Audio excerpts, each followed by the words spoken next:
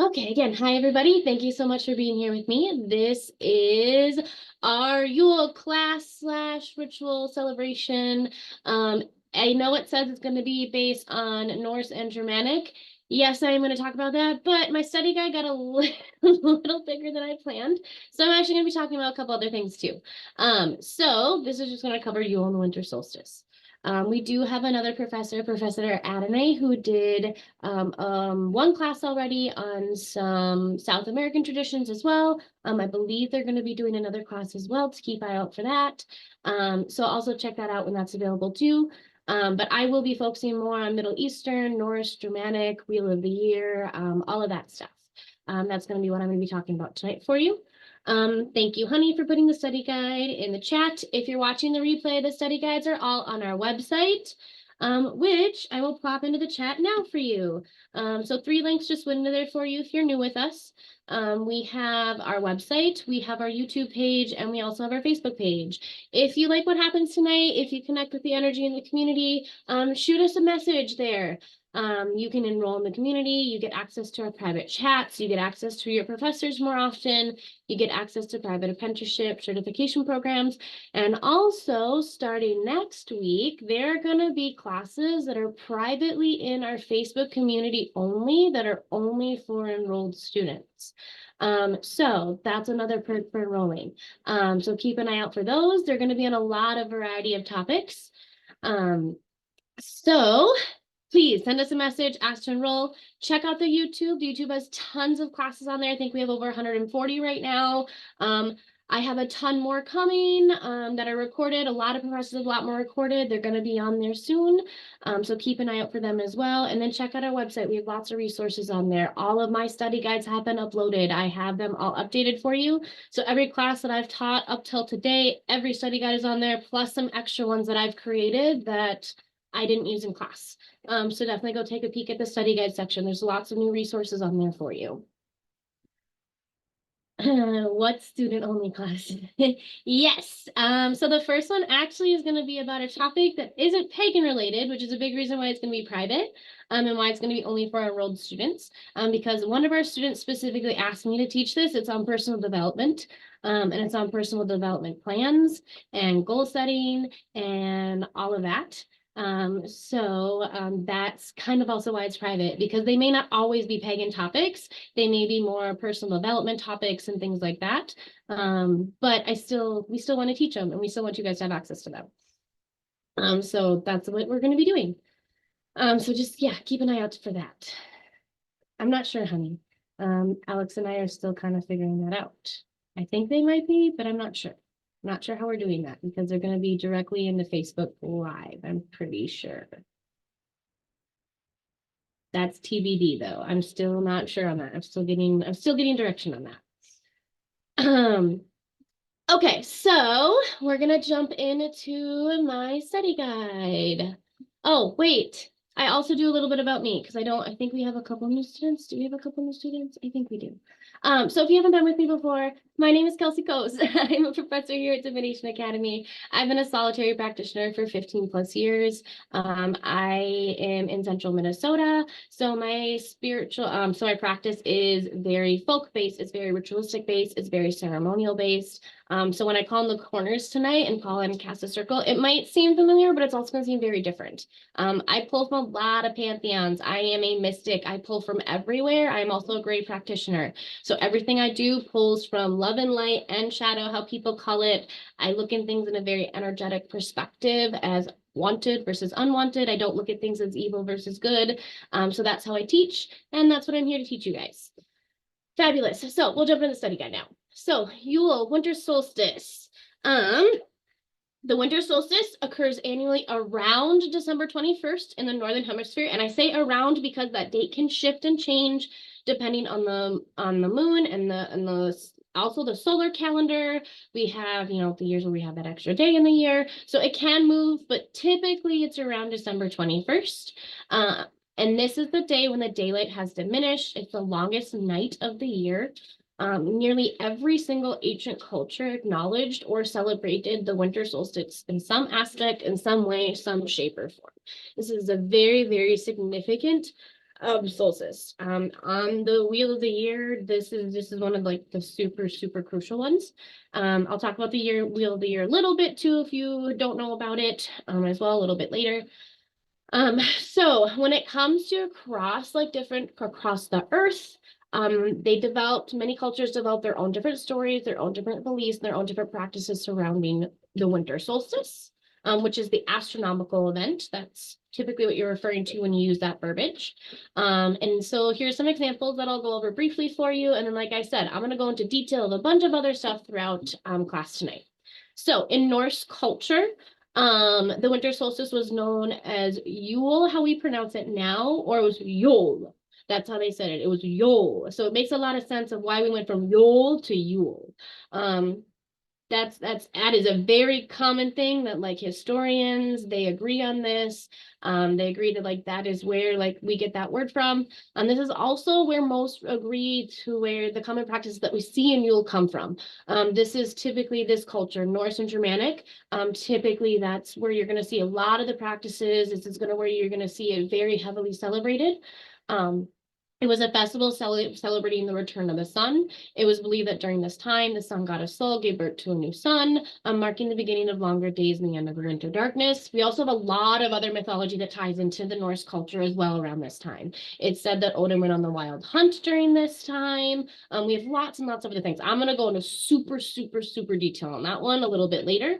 We also have the Celtics. The winter solstice was celebrated by the Celts by the festival of Alban Alfin, which means the light of winter. And it's believed that during this time, the Oak King, which represents the waxing year, defeated the Holly King, which represented the waning year, which symbolizes the triumph of light over darkness. I do kind of briefly touch on that later. That one I don't go into a ton of detail. So if you'd like to do some research on a winter celebration, a winter solstice celebration, that's a topic I kind of left open for you guys. Because the Holly King's pretty interesting. Then you also have an ancient Roman. The Romans celebrated the winter solstice with the festival of Saturnalia, which is dedicated to the god Saturn. It was a time of feasting and gift giving and merriment, and social norms were temporarily reversed during this time, which meant that it was very common for slaves to be able to enjoy the privileges of their masters, for women to take on the roles of men, and vice versa. I'm going to actually talk about Saturnalia a little bit more in detail later. And then across various Native American tribes, they have their own winter solstice myths. I didn't want to go through any like specifics with those because some Native American tribes and some indigenous tribes and some indigenous cultures are close practice. So definitely go and do your own research if you're interested in that. When it comes to in the Chinese culture, the winter solstice is associated with the concept of the yin and the yang. It's believed that during this time, the yin, which represents the darkness and the cold, reaches its peak, and the yang, representing the light and the warmth, begins to grow, symbolizing the return of light and the gradual transition towards spring. So this is just, like I said, a brief rundown of some examples, but it's across the earth. And a lot of the universal themes are rebirth, renewal, the triumph of light over darkness, symbolizing of hope and the promise of a new beginning. So that's a brief overrun of the winter solstice and how most people know it as. This is Yule, and what it is and what it's about. Before we go any further too, I do really importantly, and I kind of, as briefly as I can, want to touch on the association between pagan festivals that we use to celebrate the winter solstice and Christmas. Because the biggest reason why I want to touch on this is because some people feel like that it's, it's just, the blending of holidays and the blending of holidays coming together and the blending of symbols coming together. But that's just not true. It was actually a very deliberate thing that was done. It was a very manipulative, very deliberate thing that was done. When it comes to these holiday traditions, when it comes to these holiday things, instead of, trying to convert all the heathens, they just decided it was going to be easier. The church just decided, and Christianization just decided it was going to be easier to just let them keep their celebrations, and we're going to come over it. We're going to stamp our celebrations on top of it in a very manipulative way. We're going to sit here and change the direction to where now instead of, celebrating your gods, you're going to celebrate the one God and Jesus Christ. And we're going to very specifically call it Christ Mass. And I just simply do not agree with trying to sit here and push this narrative that it's just this lovely blending of culture and traditions. So we just need to embrace it. I just don't agree with that. And I really wanted to talk about that because it was a very manipulative, very thought out, very deliberate thing that was done to purposely take away symbols. So for example, when it comes to the Christmas tree, that's nowhere. It's nowhere in the story. It's nowhere in the religion. It has nothing to do with this. This is very deliberately an inherent pagan tradition. Decorating trees, particularly evergreen trees, with ribbons and charms predates the church by thousands of years. We do it to honor the life, death, and rebirth cycles during the winter season. It's all over that. When it comes to the wreath, the same thing as well. We use certain symbols for certain things, like orange for strength and oak for wisdom and clove for prosperity. It was a very deliberate symbol that was taken. Almost all of the traditions in ancient times and our ancestors, it was all about feasting. It was all about party time because this is also, after the harvest. They didn't have refrigeration. They didn't have freezers. They didn't have electricity. They needed to enjoy those hearty things. They needed to enjoy the livestock and the slaughter, and they needed to have that and encourage that before it was going to be gone, before the long winter, before they had to worry about survival.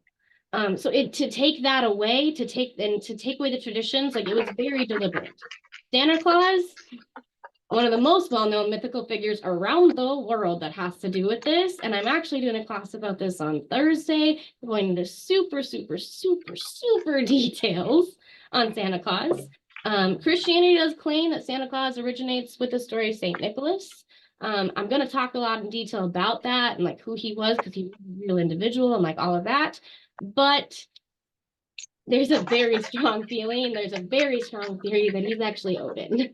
Santa's actually Odin. Quite a few other characters, but Odin, like he's very deliberately Odin. There's also a Slavic Santa that's older than him that comes out of Russia. So it's a very, very deliberate thing. Gift giving, it's throughout Saturnalia. The Romans gave gifts to each other during this gift all the time. It had nothing to do with like newborn baby Jesus. And that tradition actually very much reflected 3 gifts at one time, which is where they get the wise men from. The ancient Germanic people also gave gifts as well. The Norse gave gifts as well. The Celts gave gifts as well. When it comes to the Yule log that is still used during Christmas time, they will make those, Yule cakes and all those other, instead of actual Yule logs typically now. But that was taken as well from pagan traditions.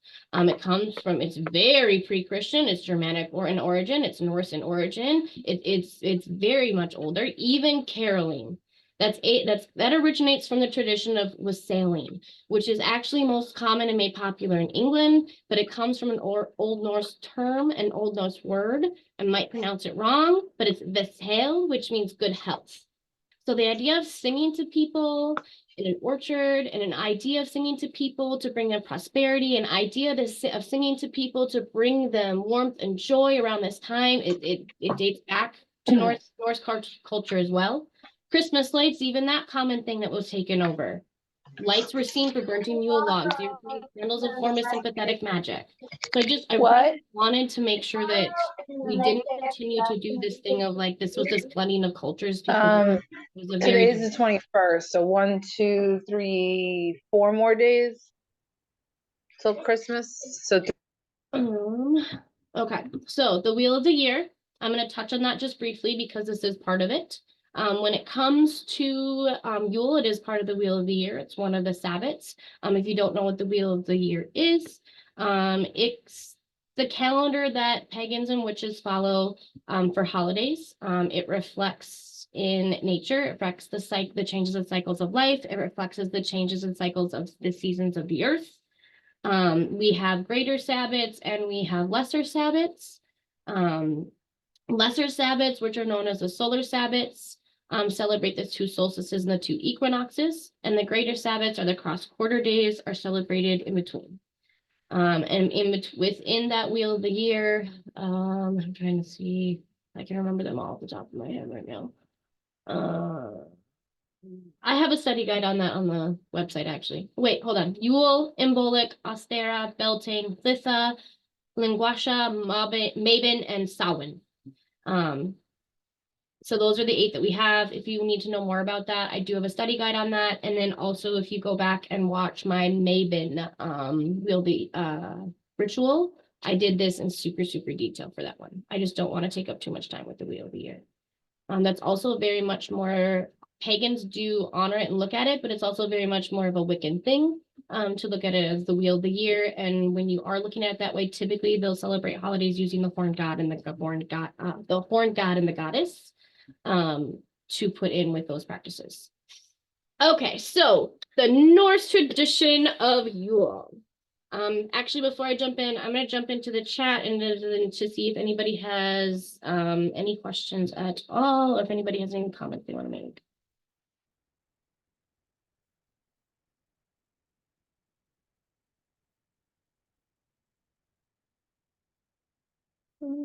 Also, wouldn't feasting be a little extra vegans? Yeah, I could see that for sure. Because it gets you around people, it gets you merriment, it brings up your serotonin levels. And yes, especially further north where vitamin D is fish. Yes, trust me. I'm in central Minnesota. I have to take vitamin D all year and they make me double up in the winter because yeah, seasonal depression is a real thing here. It's bad. Go ahead, honey.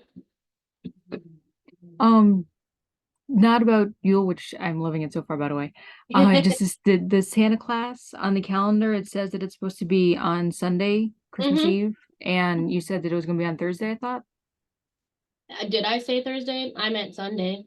Okay, I'm sorry. I just want to make sure you're for good. my calendar. I have so many classes that I may have said the wrong word too. So thank you for double checking with me. Yes, it's on Sunday because I'm doing that instead of any of the goddesses this week. The gods or goddesses, I should say. Okay, thank you. You're welcome. Which I'm very much looking forward to that. That's going to be amazing. The Santa one? Yeah. Yeah, I'm really hoping I can keep the study guide down under 100 pages, to be honest. That's my goal. Wow. There's a lot of different avenues to go with Santa. And this is a topic for me. I get salty about this one every year. Okay. Well, hey, it'll just be then more interesting. Yes. So I hope I can keep that one short. Thanks. Okay. Any other questions at all, guys? Okay. So the Norse Yule, which, like I said before, pronounced Yule. It is actually one of the most important festivals in the old heathen calendar. As the days are short and the nights grow long, there were lots of celebrations. There's actually quite a few different theories for how long Yule actually was. And even in the study guide, if you'd like to, I'm not going to break down each specific reference of it, but I did write it out for you.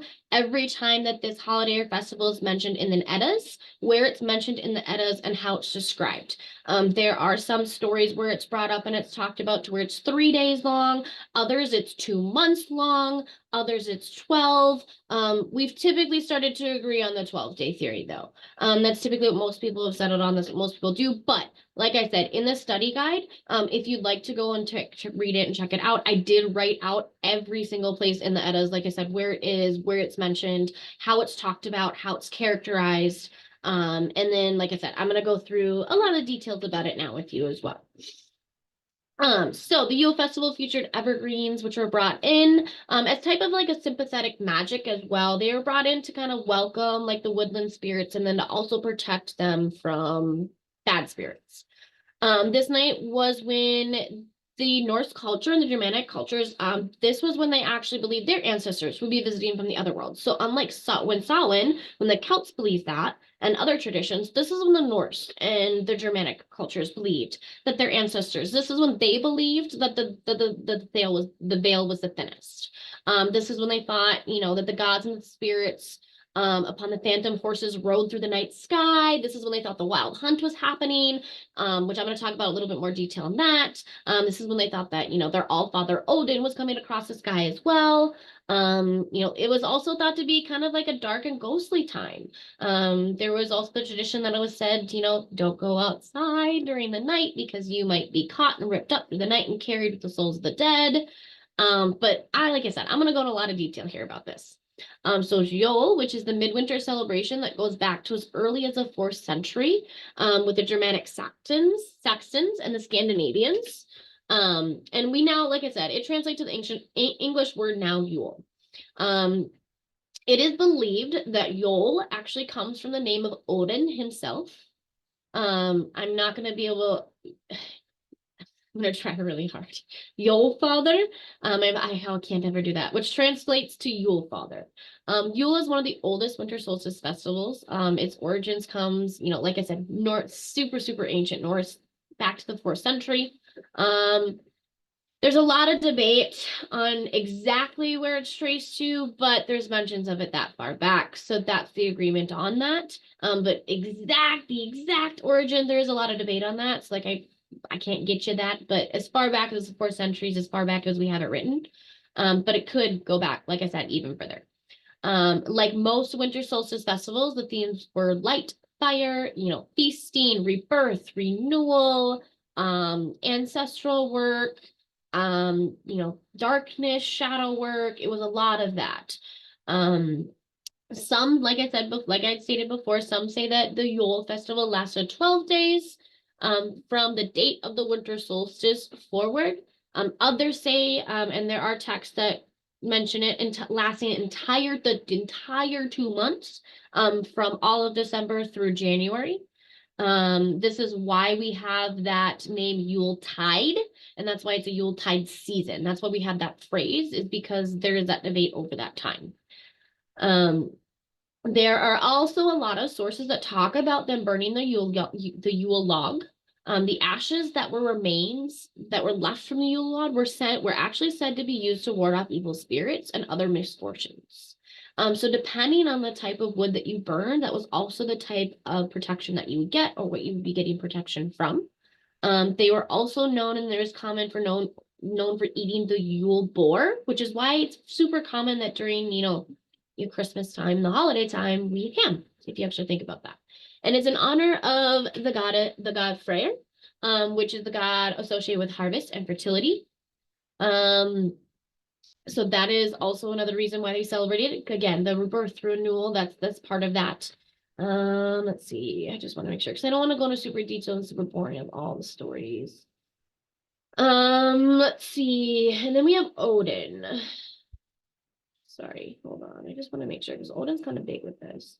So Odin is tied to this for a lot of different reasons. Because Yule is seen as a time of renewal and rebirth, because of hibernation, because of the death of the earth, because of the end of harvest, because we're waiting for utility, because we're celebrating all of that and reflecting. And his aspect of like god of death and transition, which is what he can and what he is in transitions to, can really be honored at this time, because he is the All-Father. So he does encompass a lot of ranges and a lot of things. But a lot of times this aspect seems to be forgotten about him during the year, but this is where they really grasp, and this is where the culture really harness in on that.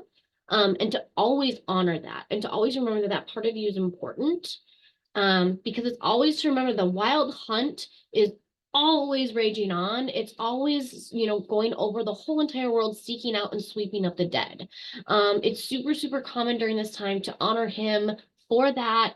There's a lot of different myths and theories to think of like what was going on during the wild hunt and like what his role was. There's some say that Lady Hell has something to do with it as well, depending on how you feel, if she has to stay in her realm or not. That's typically where sometimes I'll see her pull up into that. But he literally comes across, he comes across the earth, and he's collecting the souls of the dead to bring them off to, their next transitional point, to bring them off to where they're going, whether they're going to Valhalla, or they're going to be going to hell, or they're going to be going to, there's 3 other places depending on their death. Also during this time, like I said, it was common to honor Freyr for, with the boar, but it was common to honor Freyr also because the new year was a vision of growth and promise. And because he's associated with harvest and fertility, that's why that's so important. And then during this time, Thor is also honored, because it's during this time that it's said during the Eddas and the stories where he will be driving back the forest giants, and he's honored for driving back the forest giants. So that is during this time as well where this is brought up, and this is talked about in the Norse mythology and with the Greek culture. It was super customary that during this time, it's even specifically said in a couple of stories within the Eddas.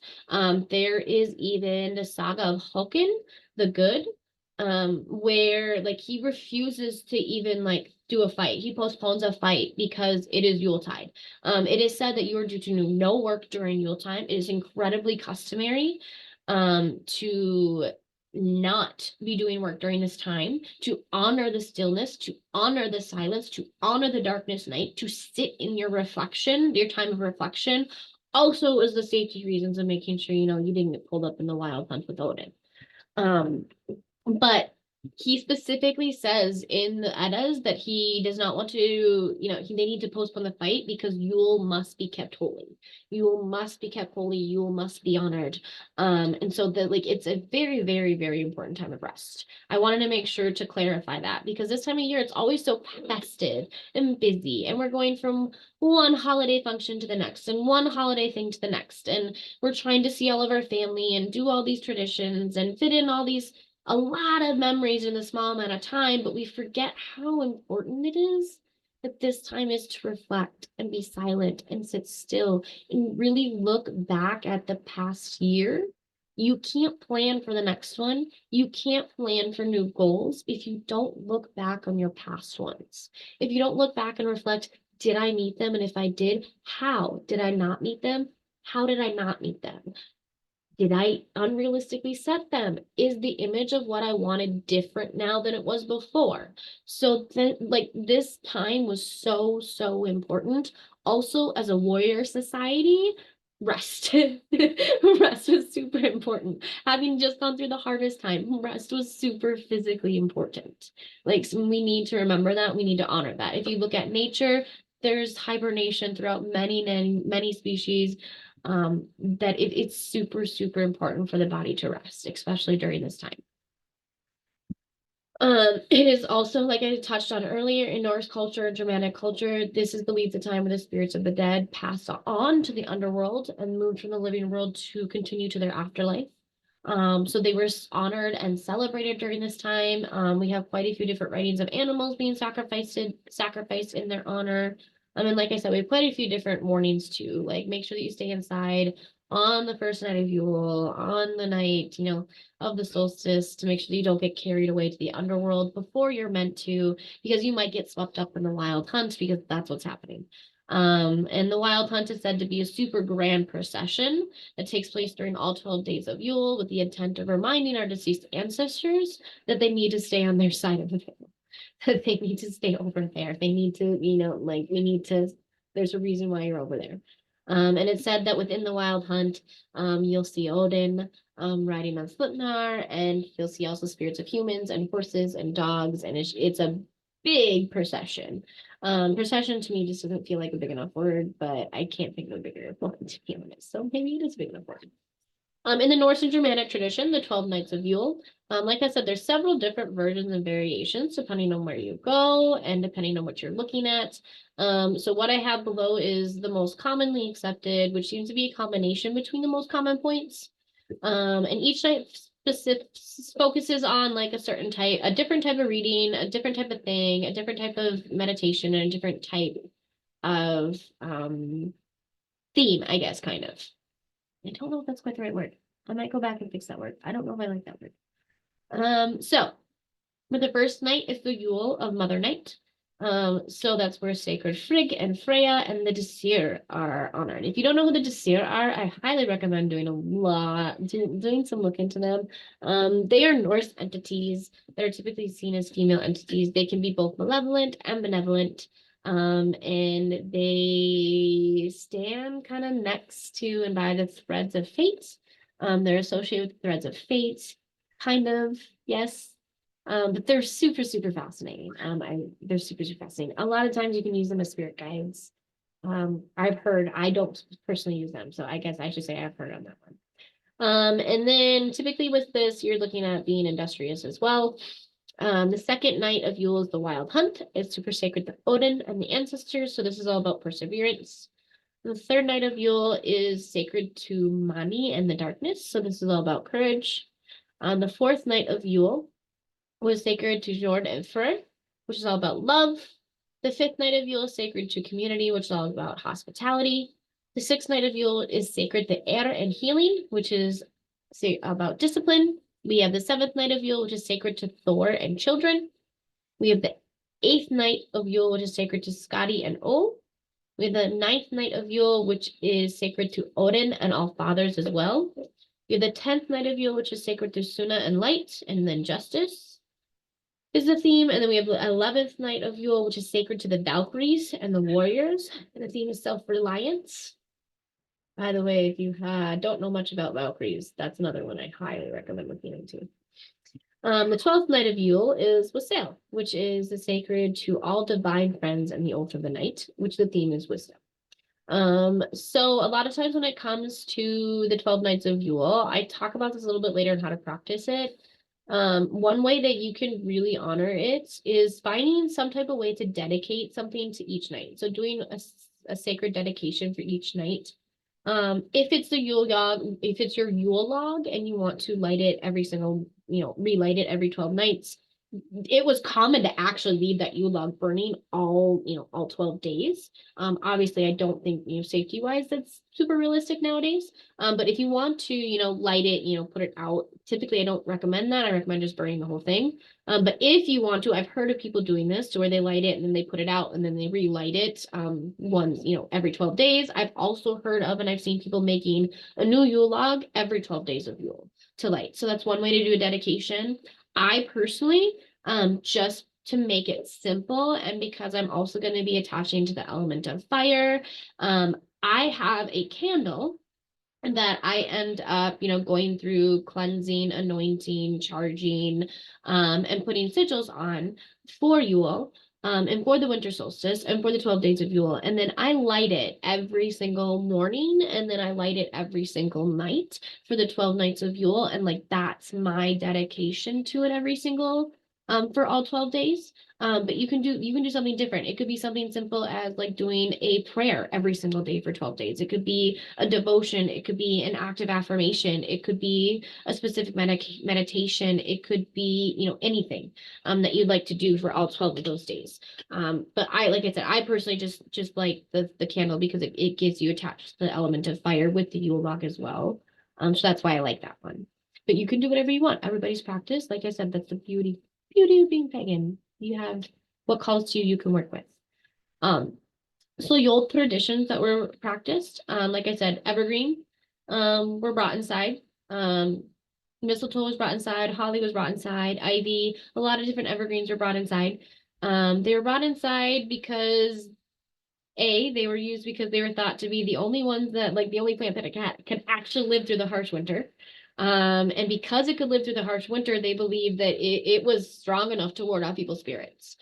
So that's what they made the wreaths out of often, to be able to put on the doors and the windows to keep the darkness at bay, and to keep spirits that would possibly wander from the wild hunt at bay. Also to bring magical protection to themselves and to help warm them up and to keep the fire for the Yule log burning. Another tradition that was common was it was said that children would leave hay in their boots during Yuletide, for Odin's 8-legged steed and feed, Sleipnir, so that if Odin stopped to bring treats to the children, that Sleipnir would have a snack too, and that he would be he'd be happy. Some other ways that they would celebrate during Old Norse pagan traditions would be sacrificing, feasting. They had oaths that they would do, and that was a very, very, very fundamental time for oaths being sworn, because it was such a liminal time, because it was such a sacred time. And then Yule gifts. They don't say a lot about what was specifically actually gifted back then, but they just talk about in quite a few different stories throughout the Eddas and the sagas of them gifting merchants and friends, and offering you gifts to merchants and friends in those stories, but we don't get a lot of what specifically was gifted. Okay, so then I'm gonna jump back in the chat, see if you guys have any questions about the Norse, and then I'm gonna briefly touch on the Celtic and then Saturnalia, and then we'll keep cruising.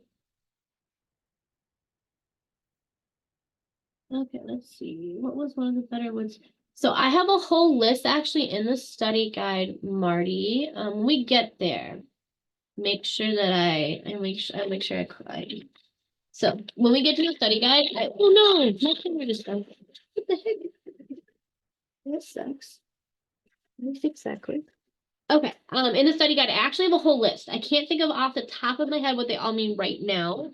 But I do have an entire list of all the different meanings and what they mean. So it depends on what you want to bring into the next year for what wood you would want to bring. Because each wood's going to bring in something different. So I can't tell you what's going to be better because everybody's got their own preference for what they want to bring in for the new year. So when we get to that in the study guide, I will make sure that I emphasize that for you. For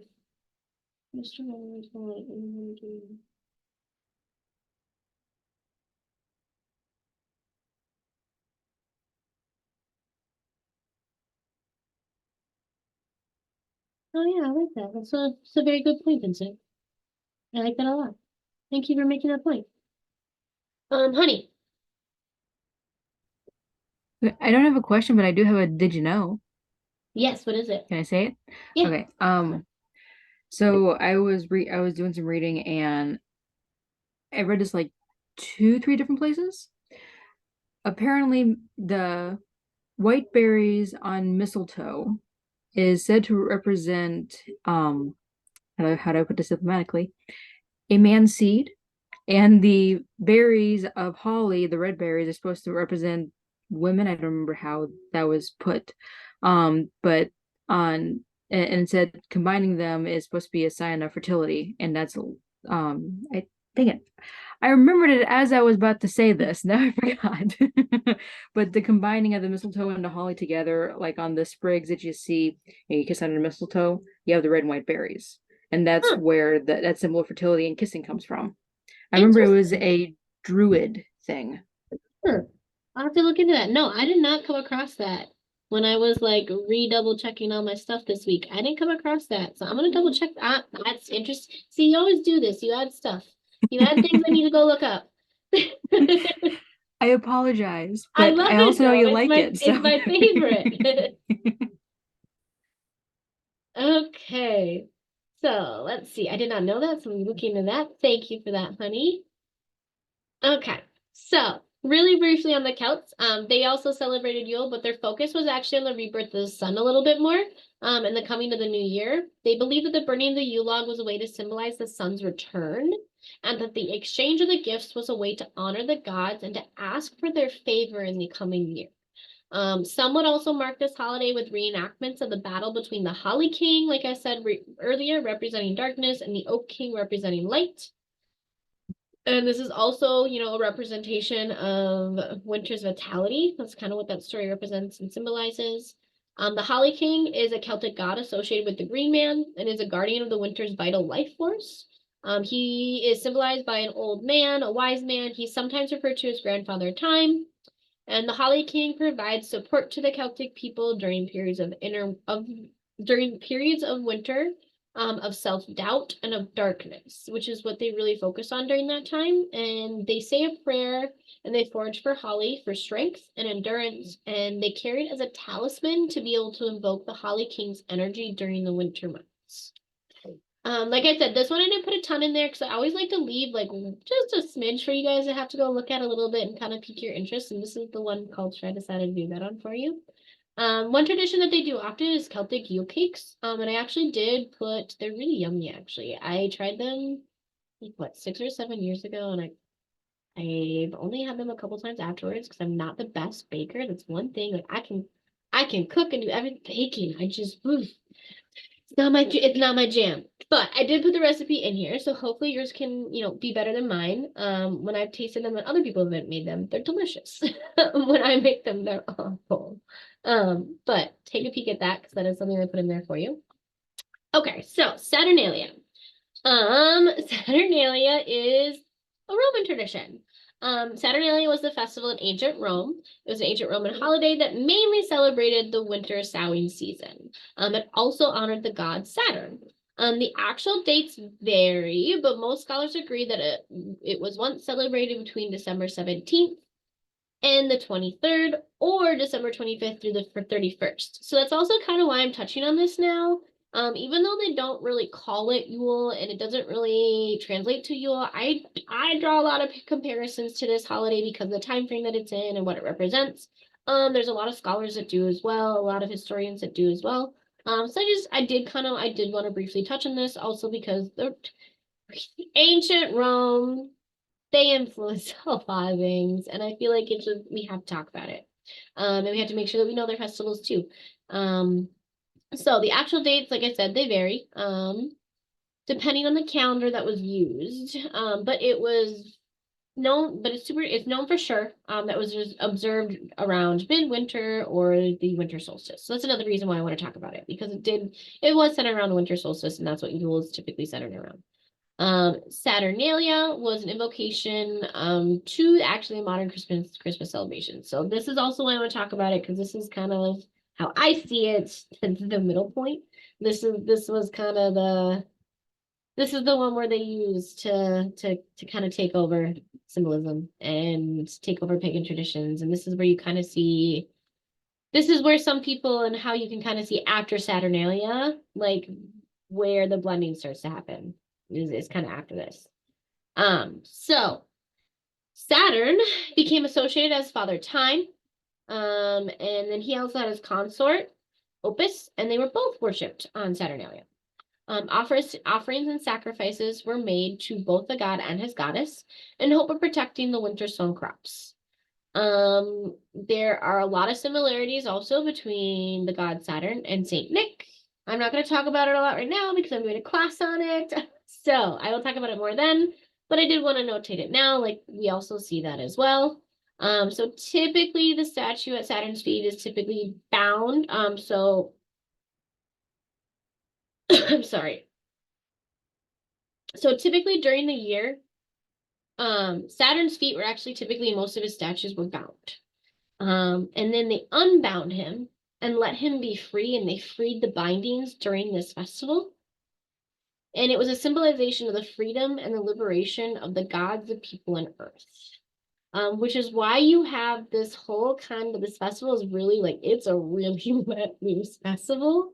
And why you also kind of have that roles reversal, and like this is a big festival. If you haven't like hardcore looked into Saturnalia, I highly recommend it. It's super. It's very interesting. I feel like I've said that a couple times tonight, but it's very interesting. So this, like I said, this is where you get like the very like interesting but traditional of that role reversal. Like I said, the social norms are completely turned around. Slaves were able to take over and treat their masters the way that they were able to have the privileges of it. Masters were then also turned into slaves. Women could switch roles with the men and vice versa. Sometimes you would see, nobility, switching with, commoners. You would see a lot of different things. But it was about rivalry, and it was about drinking, and it was about feasting. And the traditional foods were, boar again, cakes and walnuts and honey and grapes and fish and figs and apple, like the things that were, divine, the things that were, upper class, the things that were, bougie, as we would call it now. I don't know what other word to use. I can't believe I just used that word. In addition to the role reversals, those parties, like I said, they were really over the top. This was about fertility rites. There were orgies. There was gambling. It was all about letting loose. There was gift giving during this. Gifts were specifically given to children. And there were gay gifts also. Like, this is where we kind of get like those Secret Santa gay gifts sometimes, where you have, those games like that. And these gay gifts were typically like wax dolls or figurines that were made to resemble the gods or mythical heroes. And sometimes even like grotesque monsters throughout those heroes. And then they were given to you, and they were hidden around for you to be able to find. I have the core magical core. I had the correspondences in the study guide for a chart for you. But like I've talked about before, typically I've touched on it. You have the boar, the decorated trees, you have gifts, you have baking, feasting, offering. You have Saturn and Opus. You have apples and cinnamon. Also, what was common between Saturnalia and Jol is the ancient Romans believed that the spirits and gods were super active during this time as well. Like they believed that they were very, very active. and that it was important to honor that. It was important to be aware of that. So they were very, very, very aware of that. That was a very common thing that was across both those festivals, both those cultures. So Saturn, just to touch a little bit on that, he's known as the god of plenty. He was seen as the father time, the seed sower. He was a Roman god of agriculture, prosperity, time, and fertility. Some myths consider him to be a haggard wanderer who eventually was given a job as a door guardian, guarding Rome's immense wealth, which was a super, super, super important job. And then eventually he led Rome into the legendary golden age of plenty, which is why he's celebrating Saturnalia. And again, there's thought that he's Saint Nicholas. I'm going to talk about that way more in my other class. With Opis is considered the goddess of peace and prosperity. December 19th is the feast day for her. She specifically is invoked to guard one's home against fires and to extinguish fires that have gone out of control. She is also known to be very much tied to opulence and wealth and luxuriousness and like super over the top. And so that's also where you get that in the festivities as well. There was a common tradition known as the King of Saturnalia. I thought this is so funny when I first heard of it. It kind of sounded like the Lord of Misrule from English tradition, which is also it was just funny. That one makes me laugh too. But the King of Saturnalia is, I kind of wonder actually if the Lord of Misrule is actually based off of that. I kind of said that in the study guide. If it's vice versa. But the King of Saturnalia actually would be somebody that it would be somebody in the house, in your house. A lot of times we had a household. But they would pick a man that was chosen in each household to represent the leader, Saturnalia, or the Lord of Misrule, and it was that person's job to specifically at the parties and feasts to play pranks and tell jokes and to be running around chasing the women and flipping their skirts up and pulling their tails and things like the hair in their pigtails. And they were considered to be the character or the spirit of the season. They were considered to be the fun. They were considered to be the mischievousness of the holiday. And that's what they were there for. That was their job. And they were actually deemed that. They were picked that out of the household. I personally, yes, I think it's an interesting, funny tradition. I would hate it personally because I'm not a big fan of even April Fools. I don't like pranks, but I think it's fun. I think it's a fun thing that they did. I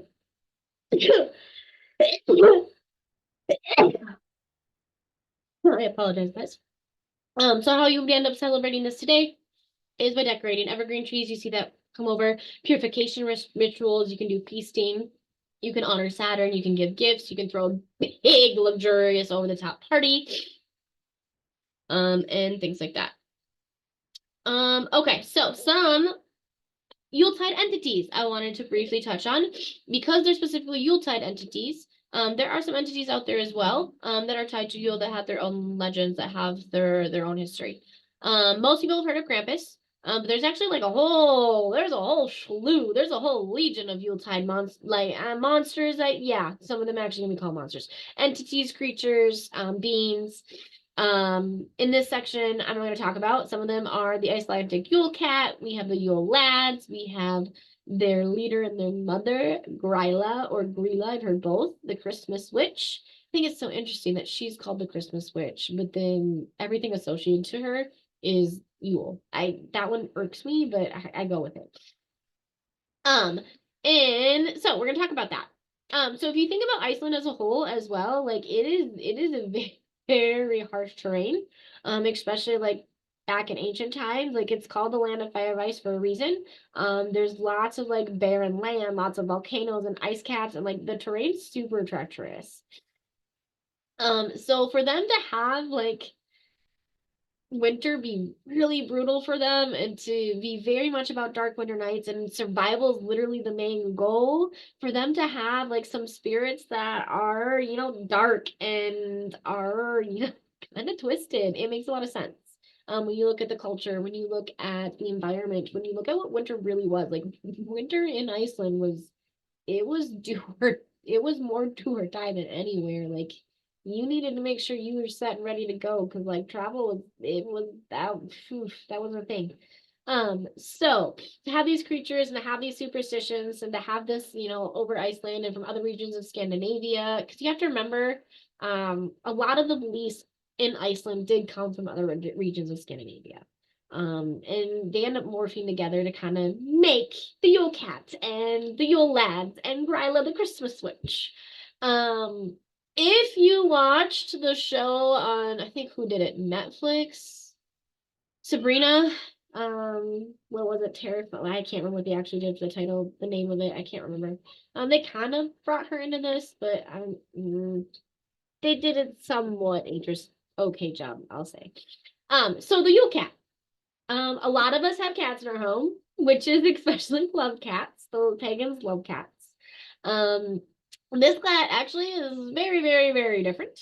In Iceland, his name is, I'm gonna probably butcher this, so I'm gonna do my best. Jólablót, which essentially translates to Yule Cat. And he is known to accompany the Yule Lads, who I'll talk about a little bit differently, and Gryla. He is actually said to be, there's some myths that say that he is thought to be her pet, which makes sense of, why he would be attached to her. But this is not a cat that you want to let in your home. He's actually quite terrifying. And if you do let him into your home, if you do, make sure that on Yule or Christmas, you're wearing new clothes. Because if you're not wearing new clothes, if you're wearing old clothes, in some of the stories and the legends, it is actually said the Yule Cat will just eat you. Don't know why, but he's gonna eat you. I can't find a reason for why, but that's literally where the legend is. It's like, do not let him in unless you're wearing new clothes. If you're wearing old clothes, he's gonna eat you. I don't know if it's part of the whole, turning of the seasons and, you just wanting to look nice. I'm not sure where that comes from. I've tried to track that down and I can't. If I figure that out, I will update it and let you know. But that is the story with him. That's what the legend is with him.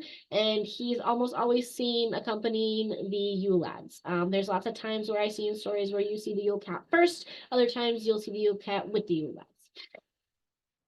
The Yule Lads. The Yule Lads hang out around Iceland. Because Santa Claus actually doesn't visit there. Like they don't have any type of version of Santa Claus. They have the Yule Lads. But they're also known as the Yule Swine. They're not something that you actually really want around. They come down and they come into Iceland on December 12th, for the 13 days before Christmas, and they hang around until Christmas Day. And each day, one new Yule Lad comes down from his home in the mountains to watch and loom about a homestead or in the city or in the streets. According to a lot of the different books, I have one title by Linda Rutschen. She's got one that's The Old Magic of Christmas. The Yule Lads are described as being more trollish in appearance, but they have more of a human nature. And they take on all sorts of very specific mischievous traits. Some of them are actually really disturbing. One's called the window peeper. His name is exactly what it sounds like. He goes in and he peeps in people's windows.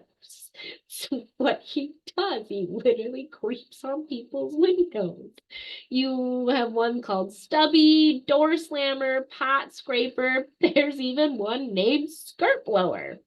Guess what he does? He runs around blowing up women's skirts. So the Yule Lad causes mischief. Some people, like I said, they see it as fun revelry. Some people see it as, more dark and not kind. It is said that it is believed that if children are bad, the Yule Lads will give them a potato that is raw or rotting. And if the kids were good throughout the year, they'll receive a gift from each of the 13 Yule Lads. And they leave these small gifts in the children's shoes. Side note, there's also a thing that if you're a kid and you have a child who's having nightmares all the time, it's possible that the window peeper is, in his window when he shouldn't be, and he's left the mountains when he shouldn't be. and he's peeping and creeping in your kids' windows. So if you take shoes and you put them in your kids' windows, he'll be appeased and he'll stop peeping in your kids' windows. I am just pointing this out. A, it's tied to this, and B, personally, it works. My child's window sill is lined with shoes, and he was having awful night terrors. And he was waking up screaming and crying, and at one point wouldn't be in his room at night. Did this, stopped. So just wanted to side note briefly there. Just because, yeah, the window peeper, he's annoying. But okay, so Yulet's. So again, they don't have Santa. That's so if they're good, that's what happens. And then it is also note that it's traditional to leave an offering of a loaf of bread on the windowsills for the Yule lads to appease them, so that when they do come, they don't cause so much mischief in your home. They don't, run around doing a bunch of mischief. They fulfill their duties and do what they're supposed to do. So how are the Yule lads associated with Gryla the Christmas witch and the Yule cat? She's their mom. Gryla's their mom. So she is said to be a monstrous troll woman, and also known as the Christmas witch from Icelandic tradition and lore. She is almost always accompanied with her 13 children, the Yule lads, almost always accompanied by the Yule cat. And she, like, Gryla, on almost every single depiction, like, she's where you get like this very like stereotypical, like very very creepy, very troll-like, very grotesque version of like a hag-like ogress witch image. Like she's very like every image is like that is how she's presented. Like every time you see her in descriptions, like that's how she's described. You'll sometimes see her described as carrying a large sack with her. And then she uses that sack to actually snatch up children to bring them to a more safe place if she feels that they are not being kept safe at home. Because she has a very soft spot actually for like orphans. I've read quite a few stories about that. That's one thing that I find very interesting about her. She dates back as far as the 13th century. Her name Gryla means growler in English.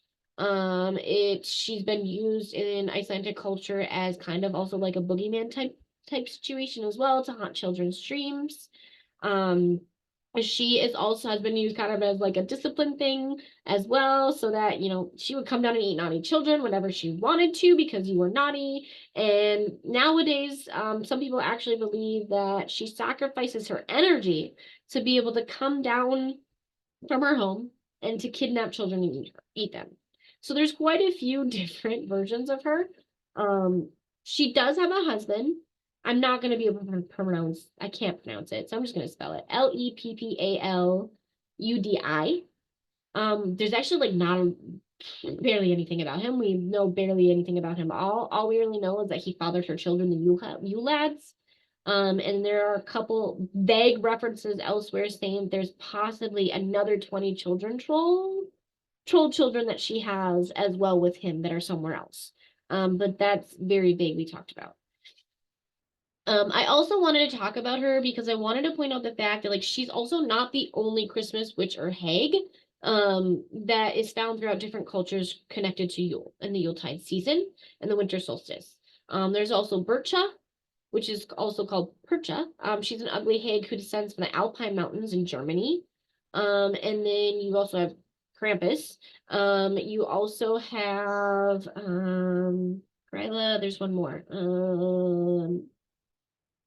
Frick.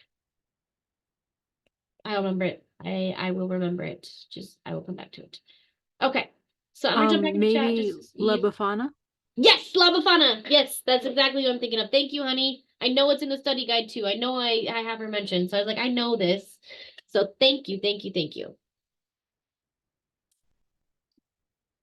I was like, what is that? My candle wax dripping on my floor. Okay, I'm just gonna look in the chat here quick.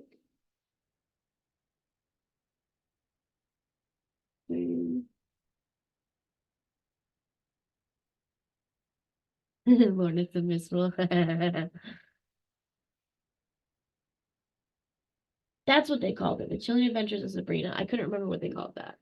But yes. Okay, go ahead, honey. Not a question, just a comment Yes. about the Yule cat. Yes. Excuse me. I wonder, there's this tradition, I guess, like having nice new dress for Christmas that you only wear on Christmas. Like a special one. I wonder if Oh, that's where yeah. that comes from. That makes sense. That makes sense. I mean, a lot of times even now, like if you're if you grew up in the Christian, faith, you knew that like Christmas, like you wore your best clothes to church that holiday. Like you did not go in jeans. So I mean, yeah, no, that would make sense. I could see that. I could see that. Huh. I've also heard, Go oh, ahead. sorry. No, I've go ahead. also heard that that could be due to the fact that if you were a good boy or girl throughout the year, you would have gotten, money from your work and paid, and then therefore you could afford to have nice new clothes. So the Yule Cat would know because you're wearing new clothes that you are a good boy or girl. Oh, I had not. That makes a lot of sense. That culturally makes a ton of sense too. Thank you for that. Thank you. See, you guys teach me all the time because I had been looking all over the place for a possible answer for that. Makes a lot of sense. Thank you. That makes a ton of sense. I super appreciate that. I'm gonna double. Yes. I'm gonna look into that. Okay. Okay. So when it comes to the winter solstice and Yule, I've talked about it kind of all over the place, but it's got a lot of great symbolism and power. It reminds us that after a season of long, cold nights and short days, that the sun's going to return. It's always imminent. It's always going to come back. Um, in ancient Germanic ancestors, actually across almost all cultures, it was incredibly liminal time. It was a time where across cultures where elves, fairies, spirits, many different entities, gods, your ancestors could walk among us and visit us. There's lots of different stories about that across many, many different cultures. It wasn't a time to take lightly. It was where the very threads of fate could be, bound and rewoven at Yule time. It's when sacrifices were offered to the gods. It's when, we've talked about it. It's when the wild hunt happened. It's when the souls are happening. It's when it's so much. Um, it's a great time, like I've talked about, for reflection and shadow work. Some deities across cultures that you can use are going to be Brigitte, Demeter, the Green Man, Diana, Isis, the Horned God, Horus, Odin, the Holly King, Diana. I already said Demeter, didn't I? I said Demeter. Any of the winter goddesses too, and winter gods as well. Boulder you can also use as well because there's an association with mistletoe. If you don't know that story, what class did I teach that in? I taught that story with my class on Lady Hill. So you can go back and watch that one or read the study guide because I broke that one down with Boulder, but that would work too. Dionysus, I think, would work as well because of Saturnalia and the festival, all the themes that go with Saturnalia. So many different deities that you can work with. I did give you common ones in the study guide. Any deities also that work with death and rebirth are fantastic to use right now, as well as fertility. Because this is a time of death, rebirth, renewal, and anyone that you like to use for shadow work. So if somebody calls you for shadow work, this is a great time to pull on that. This is my favorite time of the year to do shadow work. It's always my hardest shadow work I have to do every year. But it's my favorite. Like I talked about before, when it comes to planning for the future, when it comes to moving to your next goals, you can't do that until you reflect on the past. You just simply can't. That cycle is going to continue. It's not, you're going to keep going in the same patterns. Other Yule associations and winter goddesses, like winter solstice goddesses that you can use. Baba Yaga can be used. Amaterasu during this time is fabulous to use. Circe is great to use. You have Scotty that you can use as well. Demeter as well. I have a whole list in the study guide that you can take a peek at. Just whoever works with you can work with you. I've talked about Krampus a couple times in the study guide, by the way, guys. He is from the Bavarian region of Germany. I'm gonna talk about him a lot more in my class of Santa because Krampus is more directly connected to Saint Nick. Also possibly connected to the Norse trickster god Loki. Possibly there's a new theory that he is the son of Lady Hel from the underworld, from the Norse underworld. So I'm gonna so that's also kind of why I'm gonna talk about him then. Okay, so correspondences. When it comes to Yule and correspondences, if you haven't been with me before, what a correspondence is it is a symbol, whether it be like energetic, an actual physical thing, that represents that energy that you want to connect to, whether that energy is a holiday, whether it is, you know, a planet, whether that energy is a god, whether that energy is you, a chakra, it represents that energy and it's your tie to be able to either show gratitude, to connect to, it's your link and it's a way to show reverence and respect.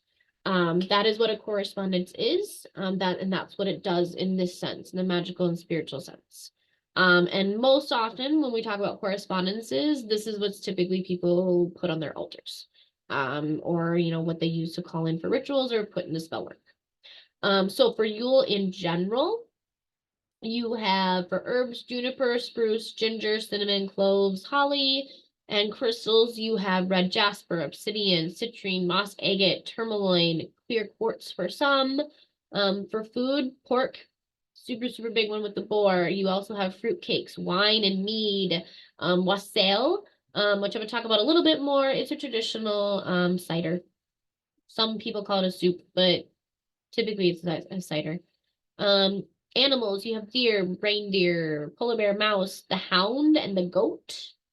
For deities, I've already talked about that. And let's see. Yep. Okay. Colors, red, green, white, gold, and silver. Symbols that you can use are going to be bells, evergreens, mistletoe, a Yule log, wreaths, and then anything that you feel that attaches you to the sun, because most often than not, that's typically what that culture, what the cultures will be representing and honoring when it comes to Yule, depending on which practice you're pulling from. So ways to celebrate Yule today. You can do a Yule log. You can do that with your family and by yourself. And you can hold a ceremony when you light it. There's so many different ways that you can do this. You can have, you know, incantations and prayers. You can put sigils on your Yule log. There's so many things that you can put on for decorations. Look up, make sure that you're putting on, you know, correspondences that you want to bring into your new year. So if you want prosperity, make sure you're doing things to bring in prosperity. If you're looking for protection, if you're looking for purification, things like that. You can put things on your Yule log like ribbon. You can put moss, pine cones, evergreens. You can put dried orange slices and rinds are great, especially for prosperity. You can put mistletoe. You can put any type of like winter type berries. Sometimes I put lavender in there as well. Sage for purification and cleansing. There's a lot of things that you can do when it comes to decorating your Yule log and what you want to put on there. Just make sure it can be burned and it's flammable. When it comes to Yule logs as well, like I touched before, I have some here, and then at the back of the study guide, I have an entire list too of all the woods as well. But each type of wood will actually release its own type of magic, depending, because each wood, if you think about it, like each herb, plant, each wood, it has its own property to it. It has its own magical correspondence to it. So if you burn oak, it's going to bring healing, strength, and wisdom. Ash is going to bring protection, prosperity, and health. Pine is going to be prosperity and growth. Holly inspires visions and reveals past lives. Willow invokes the goddess and achieves desires, and so on and so forth. Like I said, in the back of the study guide, I have a really long list too of a lot of different ones, but each one's going to bring you something. The most common ones that I see people choosing to use are oak because it brings healing, strength, and wisdom. And then the pine because it signifies prosperity and growth. And those seem prosperity and growth cover a lot for you and encompass a lot for you when it comes to the new year, which is why I see that one a lot. Because growth can encompass healing, like the oak brings in as well, which is why I wanted to say those two, because they are slightly different, but I feel like pine can encompass a little bit more. Make sure that you're doing self-reflection. Self-reflection is super important right now to celebrate it. Doing this through journaling, doing this through shadow work. If you're like me and you make a personal development plan or do any type of goal board, and I hate that word. I'm sorry, vision board. I hate the word vision board. I prefer goal board. Vision does not require action. Vision is just seeing the clouds, la la la. Goal actually means action. That's why I like goal better. But if you do any type of work like that, now is the time to actually make sure you go back, you look at it. How many goals did you set? How many did you make? Why didn't you make them? Like, make sure you're really, really looking at that, figuring out what are there things that like you like really could not avoid, that like you did not cause to happen, or did you slack somewhere, and things like that. So trying to look at that, trying to look and reflect on that, and doing it in a way that's non-judgmental, making sure that like you're honoring yourself where you were then, where you are now, because you're also very different than you were then. It's a cliche for a reason. A lot can happen in a year. It's a cliche for a reason. You aren't the same person than you were at the beginning of the year when you set those goals. So making sure that you're reflecting on that, and then also in your reflection, reflecting on what you want going forward. Reflecting on what you truly want. Maybe you didn't meet some of your goals from last year because your image wasn't quite right of what you wanted. So your goals didn't actually reflect what you truly wanted. So maybe you need to shift that now. So taking a look at that and looking at your intentions. Another way to honor and celebrate is Yule prayers. There's lots of different ways that you can do that. I have quite a few scattered throughout the study guide. Making sure your prayers also focus on sunrise and sunset and snow prayers, and focusing on the winter itself. I talked about it earlier, but doing 12 days of Yule devotionals, and you can do it in a lot of different ways. You can do it by lighting a candle each day. You can do it by, invoking a specific god, a specific entity.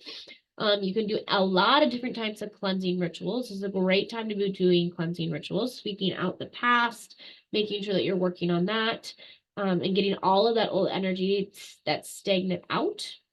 You can do your Yule altar and your winter solstice tree to celebrate. Lots of ways that you can do that. You can do a Yule altar simply just in a jar by doing a jar altar and a travel altar. Wassailing, which I talked about before, is an ancient Anglo-Saxon tradition, which is a singing of blessings for people in the household or to trees in an orchard. It's also known as an alcoholic spice cider that's drank during this time. So you'll hear that word for those two things. So you could do both to celebrate. You can make a batch of wassail and drink it, or you can actually go out wassailing. I did put one recipe in here for apple cider wassail if you'd like. When it comes to feasting, you can do divine feasting, or you do one that's specifically for the gods, and you can do one that's specifically for the ancestors. You can invite both to one. You could do all that. I love doing this. I love setting plates and inviting those energies into my home for feasting and for harvests and like having them there. I love this. It's if you have not done this before, who cares what people think and what they look at you, like having that energy there with you, there's nothing like it. There just really isn't. It just magnifies that for you. You can honor Mother's Night, which is the night where we celebrate our ancestors and the Disir. And like I said, the Disir are spirits and deities that protect our bloodlines and our families. And they're typically very, very personal to our matriarchs. And a lot of times they're going to be matriarchal ancestors as well. They're tied to the winter solstice, and a lot of times you can do this by doing a simmer pot.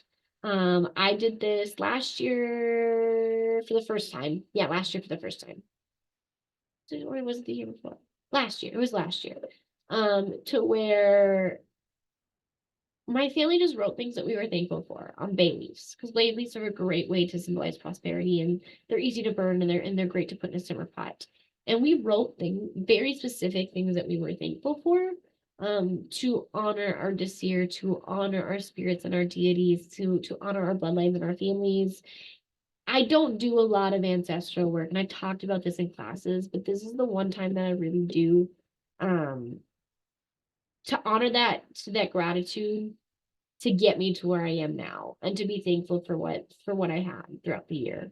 and for the grit and everything. And so like we did that and like put that in a simmer pot. So that's something that you could definitely do. You also have the Yule goat, or the Yule bak, which is actually a Scandinavian Christmas tradition.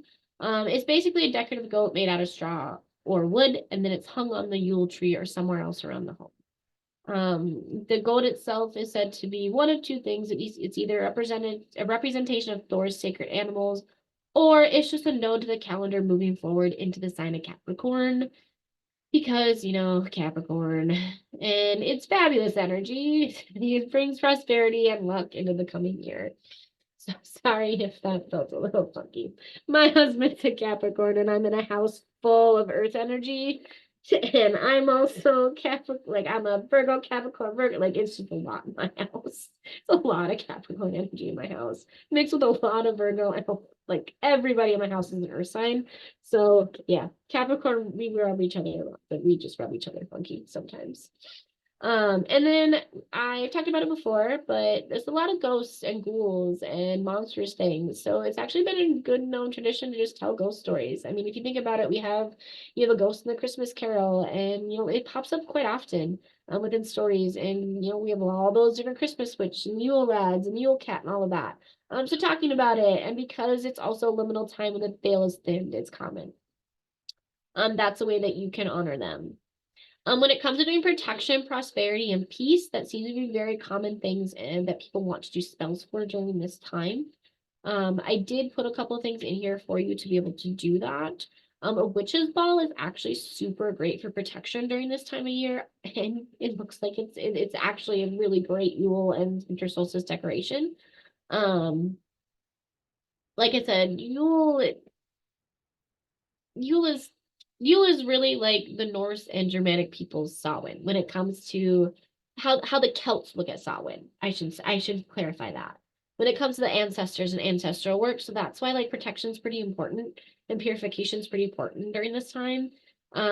Just because you may have unwanted spirits and you want to make sure that you're protected for that. So I do have a spell in here for you to do a witch's ball. If you don't know much about witch's balls, I did a class of protection and I have a section in my study guide specifically on this that goes into super detailed. Take a look at it, watch that class. Also you can send me any DMs on any questions you guys ever have. If you need very specific questions on this, otherwise I did put exactly how to do it in the study guide for you. I also have a simmer pot in here for you as well for prosperity. If you didn't know this because you haven't been to my classes before, simmer pots aren't just to make things smell good. They aren't just some like home house like trick. They're magic and they're great for protection and they're great for calling in different energies and they're great for doing things for your home. So I have one in here for prosperity for you guys. So take a look at that if you'd like to do that. I also have a spell in here for renewal using fire and ice as the elements because this is a time of renewal and rebirth. I wrote it out completely for you. If you have any questions, you can always feel free to ask me. But it's great. Like I said, it's pretty self-explanatory. It's for renewal. It's for renewal and rebirth, and it's bringing in two opposing elements, which I really, really love about it. Also, I'm in Minnesota. I'm in central Minnesota. As much as I hate the snow and the cold, I also deeply love it. So when I do spell work like this, it's potent. The energy that gets into the ice and the energy that gets into that element, it's very potent and magical. And the release is very different. So if you haven't worked with it, I definitely recommend doing that. When it comes to divination, you can try snow and ice divination for Yule. I just wanted to touch on this. Divination by snow is actually called nivomancy, and divination by ice is actually called cryomancy. And there are different ways to do that. First, if you live in a place where there's snow like I do, I'm glad we're not getting a lot of it this year, and I can't believe I'm mad about it, but I actually am. But you can actually simply just watch your snowflakes fall by being in a meditative state with your mind clear, and you allow images, words, numbers, and symbols to pop into your head while noticing the patterns and noticing the designs and how the wind moves the snowflakes. You can ask specific questions and watching the movement. It's a fabulous form of divination. especially if you're tied to this element, and if you live in this region. And you can do this actually using shaved ice as well. It's a really interesting method because I tried it because I wanted to know, if I want to do this in the summer, like I don't always have snow available to me. But if you purchase shaved ice or create shaved ice, and you actually allow it to melt, you can read the shape and the size of the puddle that's made, kind of like you would with tea leaves. And then you can be able to actually water scry out of there, and be able to see what messages are coming to you through the elements and the water spirits through there. There also is a very common practice of baking bread around the holidays and around this time, especially around Winter Solstice and Yule. And there is a practice of divination called oloromancy, which is actually divination by reading the patterns in the flour of bread. So that's something that you can do during this time as well. I put also a tarot spread in here specifically for Winter Solstice if you want to do a tarot reading for divination. And then there's this very interesting method that I think I came across, maybe 5 years ago, 5 or 6 years ago. I don't know who I came across. I can't remember anymore. I'm gonna have to figure it out. Once I do, I will give them credit for it. I cannot remember what website, what blog, where I found this, but I've been doing this now for about 5 or 6 years. It's been crazy. It's been crazy spot on. It's been scary on point. So it's actually 12 days of Yule, for your next 12 months divination technique. And what you do is for each of the 12 days of Yule, you record any omens or signs that you've seen that day. And anything that's standing out to you, anything that like your mind's like, nope, that is definitely like something I needed to pay attention to. That was divine synchronicity. And then you actually use those to help do readings for your next month to come throughout the next year based on the omens and signs that you saw each day. So the examples that I gave for you are, you write down the first day of Yule, the first snow falls. Second day, a crow sits on your roof and caws. The third day, your grandma calls and says she's been thinking about your friend who passed away.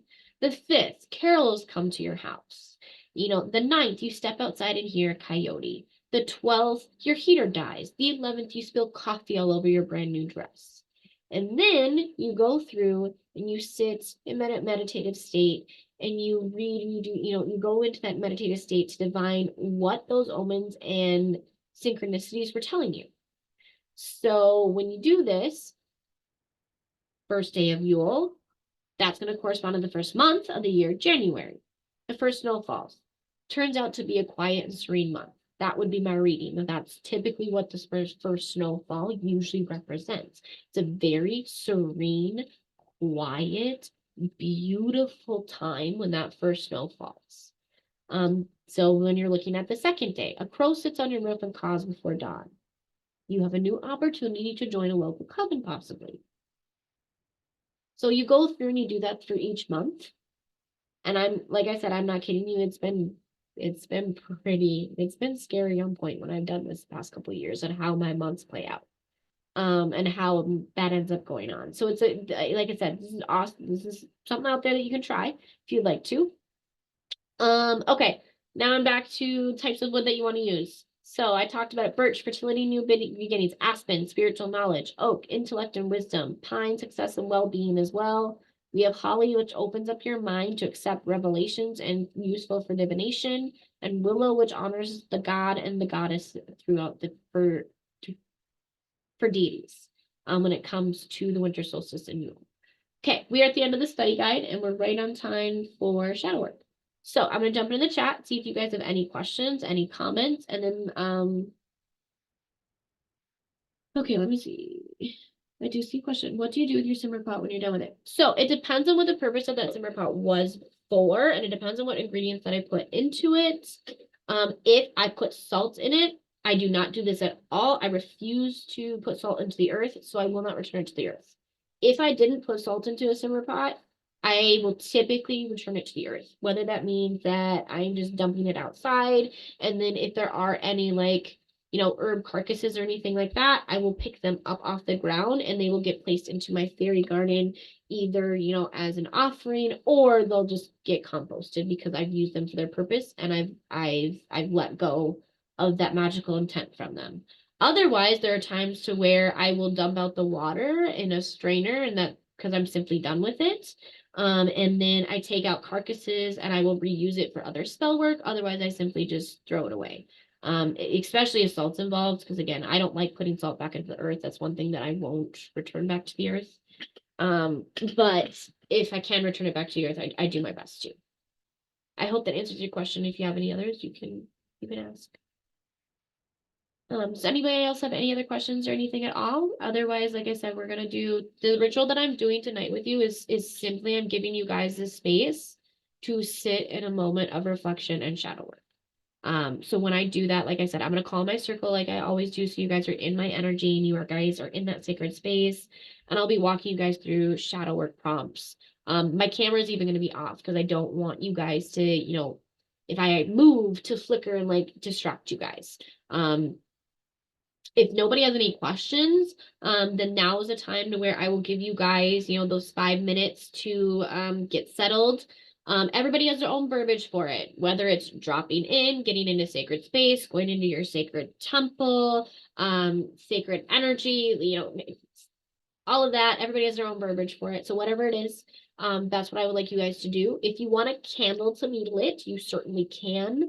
I'll have you can go grab a candle. I'll have you light it right before I call in the circle.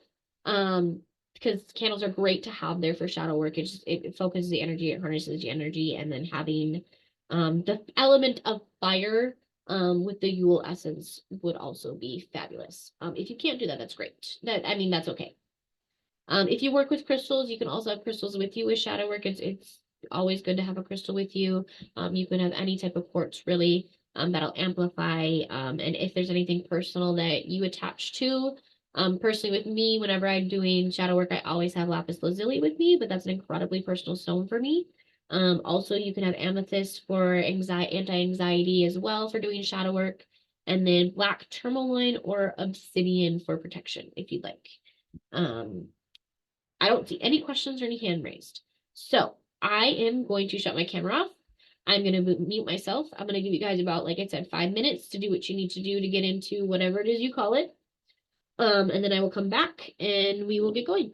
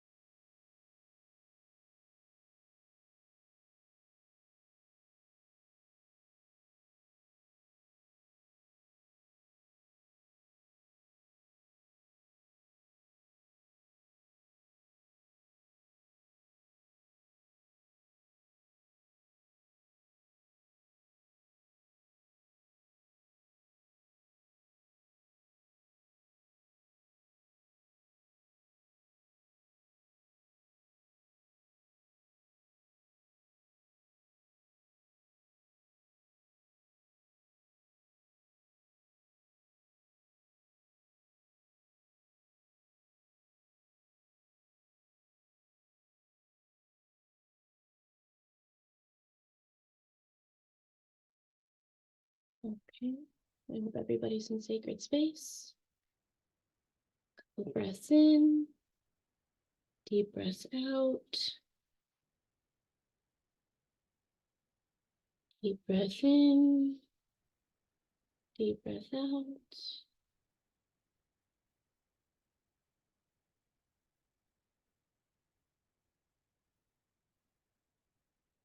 I call to the spirits and guides of each person within this circle. I ask you to come closer and encircle us, to surround us in protection, wisdom, connection, rebirth, and renewal this evening. As we gather to celebrate the winter solstice, Yule, the longest night of the year, this most liminal time. We ask that it may never lose its magic for us. We ask that the connection be magnified. The gatekeepers of the four directions, I thank you so very much for turning your gaze towards us this evening. We honor your sacred presence and thank you for your guardianship. I call to the direction of east, the element of air. I invoke you, air. You are the movement into all of our lives. You are an exquisite flow of energy. You teach us, dear air, to move with ease, to be both within and without, above and below.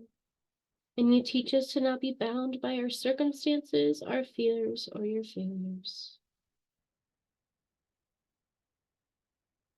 I call to you the direction of east and the element of air. I honor you as my breath, and I honor you as a life force within me and within each and every soul in the circle. Guardians and gatekeepers of the element of air, I see you, I summon you here, and I thank you so very much for holding the Eastern Gateway this evening. I call to the direction of south, the element of fire.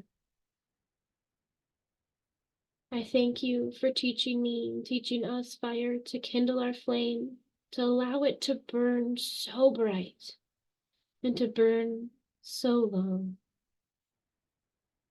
You teach us, dear fire, to not be bound by convention or boundaries or rules. I call to you the direction of south and the element of fire, and I honor the fire within. I honor the courage of each and every one of our wild spirits.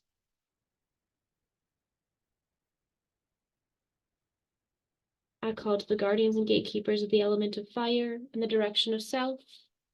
I see you, I summon you, and I thank you so very much for holding the Southern Gateway tonight. I call to the direction of west and the element of water.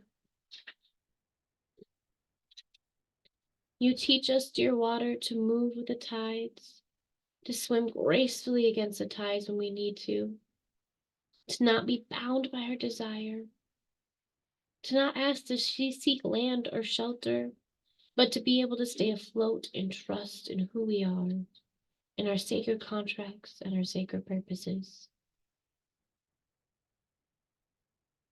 I call to the direction of west and the element of water. I see you, and I know how to cry when I need to, how to release when I need to, how to reflect when I need to, and how to honor my deepest emotions. I call to the guardians and gatekeepers of the element of water. I see you, I summon you, and I thank you so very much for holding the Western Gateway tonight.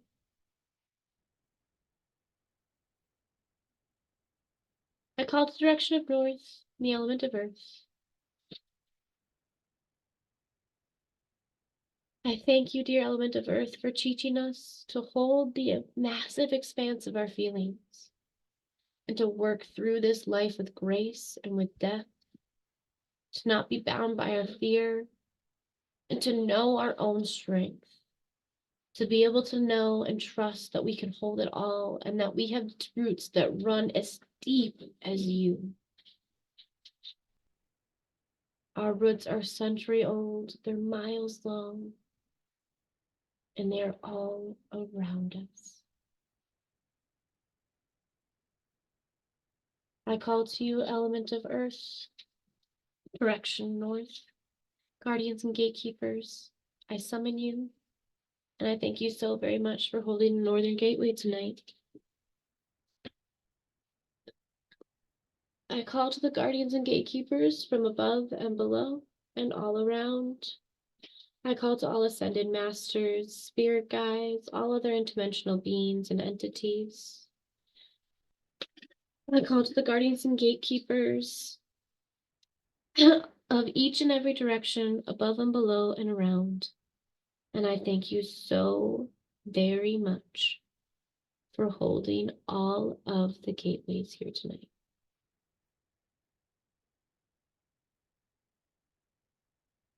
I call to and invoke the spirit of Yule and the winter solstice.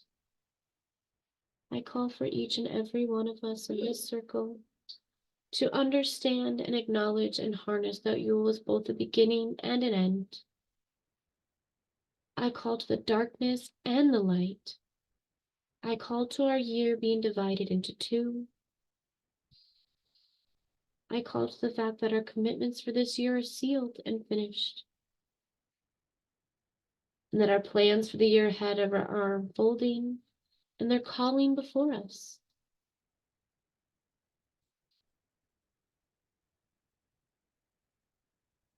I call to all the energy around, and I ask us to now sit in our sacred space for a few minutes, breathing both in and out, while we feel the energy that's been called in here tonight for us. In and out, we feel the darkness of the longest night and the winter solstice. You feel the pull inward, whether it's magnetic, abrupt, calming, whether it's like a gentle tug. The winter solstice and Yule pulls you inward into the quiet, to the stillness, into the darkness. It's asking you to embrace the opportunity to contemplate.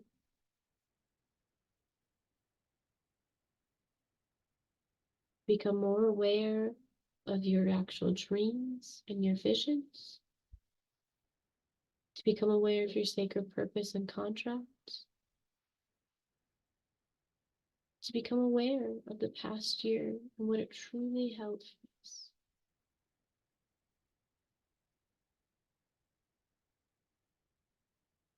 We breathe in and out as that pull keeps pulling us in.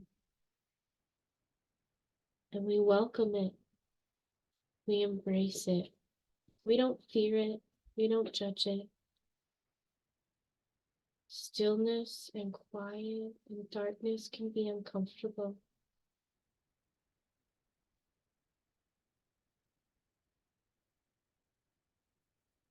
And in that sits wisdom and guidance and beauty. In it sits true understanding and balance.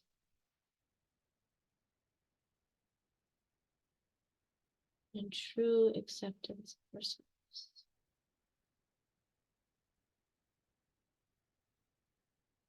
We keep breathing in and out as the pull becomes more like a surrounding feeling around us.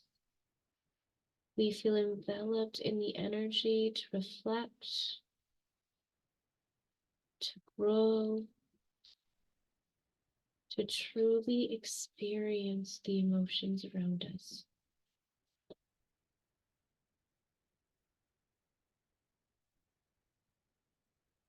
as you allow yourself to settle in to the uncomfortable beauty of stillness and silence within your sacred space.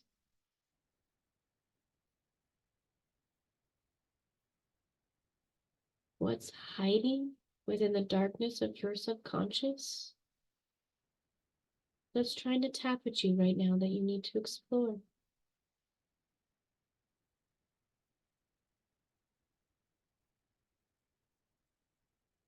What's hiding and asking you to please look at me? Please reflect on me. I was the moment you missed this year. I was the thing you missed this year. I was the goal you missed this year.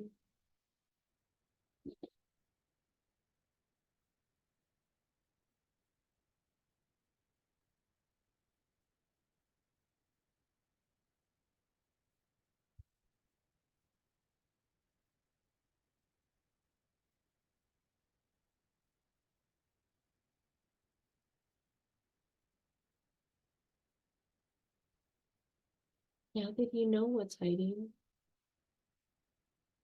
why is it there? Was it something that you even knew was there at all? Was it something that you were aware of? Were you unaware of it? Is it a whole new goal, dream, or ambition that's just popping up?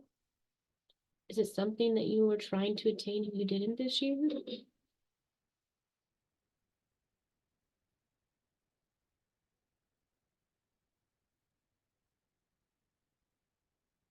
Now that you know what, why did you miss it?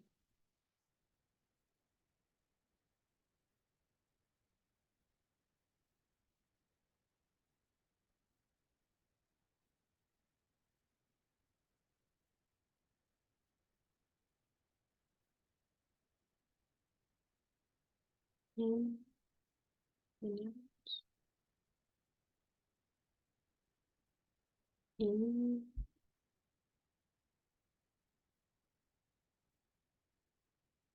Now that you know the why you missed it,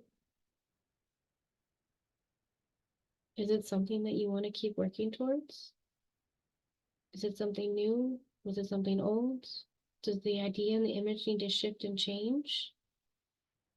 Do you need to create action plans so the why doesn't happen again? If so, what action plans do you need to create? Is the why for why you missed it a reason for why maybe it needs to now be completely released?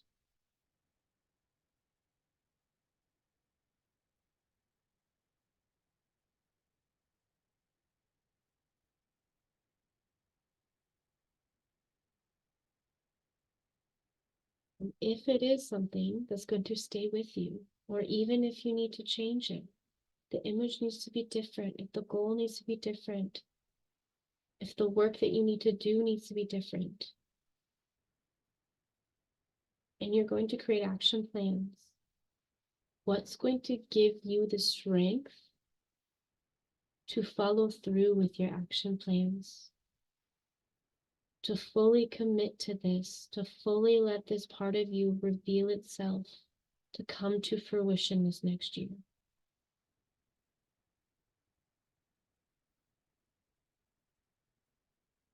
What's going to give you strength to do that? What do you need to release to be able to do that? Is there an obstacle in your shadow self you need to let go of? Is it an outside obstacle? Is it an environmental obstacle that needs to be changed? What do you need to release?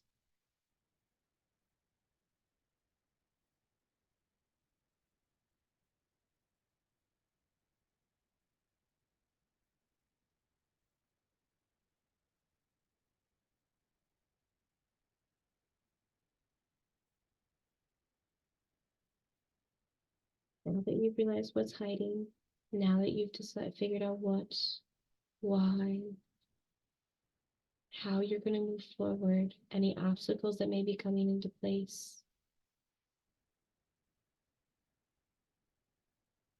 Now, what are you going to do to sit in reflection? What is your action plan? What are the questions you're going to ask? How are you going to sit in reflection with all of this information to fully bring all of this to fruition next year? How are you going to reflect? How are you going to hibernate?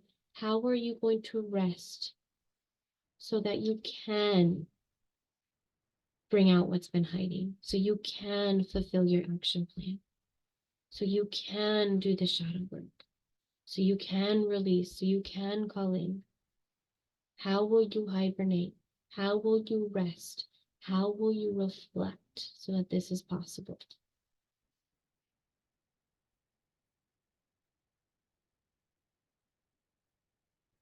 As you're doing this, don't forget to remember the energy around you. Remember where you are. Remember to call to it for comfort, for guidance, for support. Keep breathing in and out. In and out. In and out.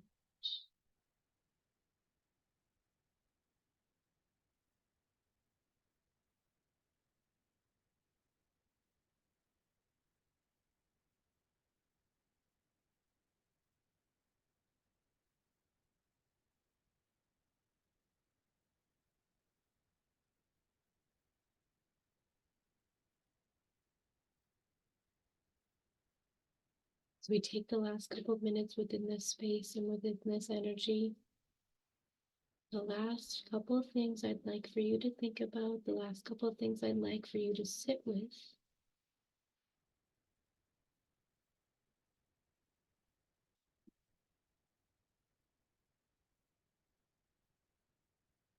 are going to be, when you look back and reflect on the past year, on the past seasons, on the past wheel that has turned, what is the number one word that you would use to describe that year, and why?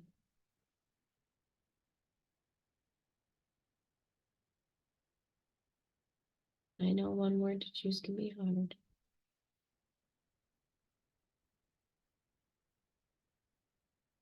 Not what your goal word was, but the year actually was for you. In true reflection.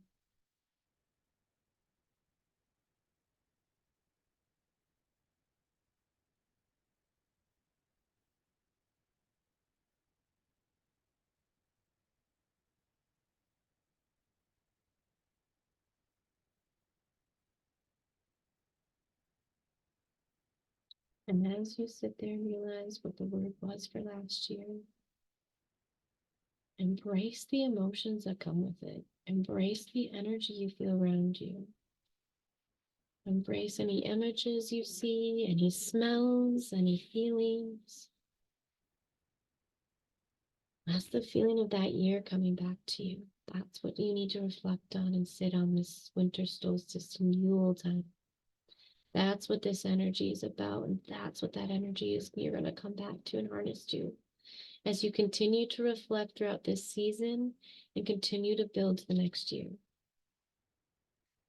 The last question I'd like you to sit with as you go towards the next year and sit in reflection, what is the one word you'd like to choose for this next year? Is it the same word as last year? Is it different?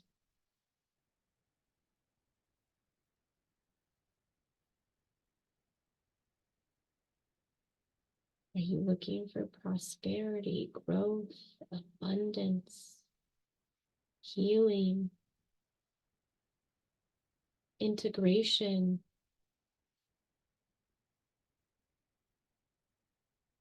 What is it that you want to look forward to the next year? How do you want to set that tone? What is the energetic vibe that you want going into this next year based on how the one we're coming out of felt to you?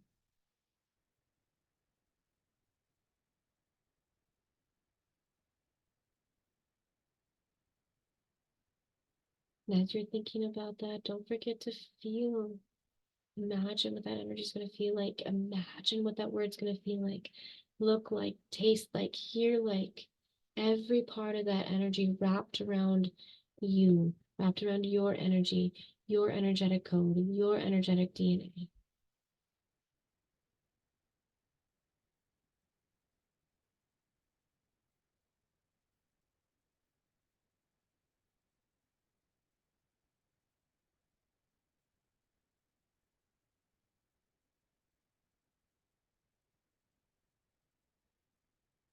Now that you've sat in the feeling for the word that you want, for the way you're coming forward, remember what that feels like.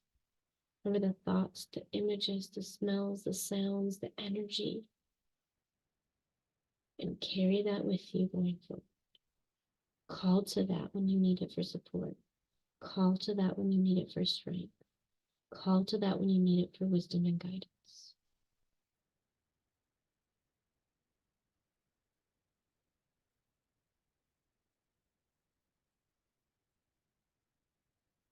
Maybe sit with your sacred energetic space as you start to release it. As you start to thank it for the information it brought to you, thank it for the energy that you received today. Thank you for the messages. Thank you for being willing it. Thanking your energetic self, thanking your shadow self, thanking your energy for being willing to meet you today, for being able to communicate with you and work with you. Remember what that energy feels like. Harness it. Be grateful for it. Recognize it and reflect with it. That energy is your energy. You get the ability to come back to when you need it.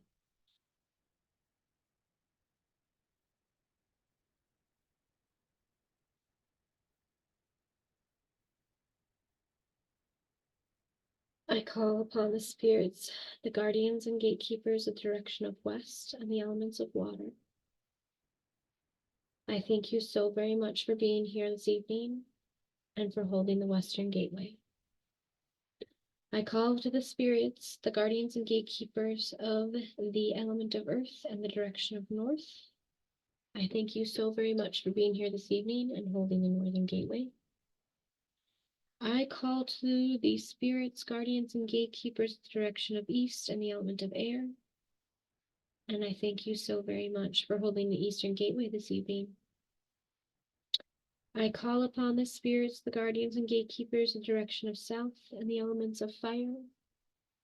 And I thank you so very much for holding the Southern Gateway this evening.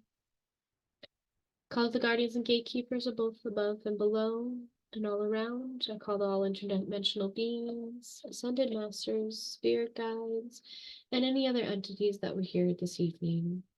I thank you so very much for holding all of the gateways, and I release you.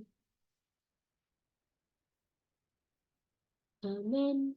Aho, so moved it is.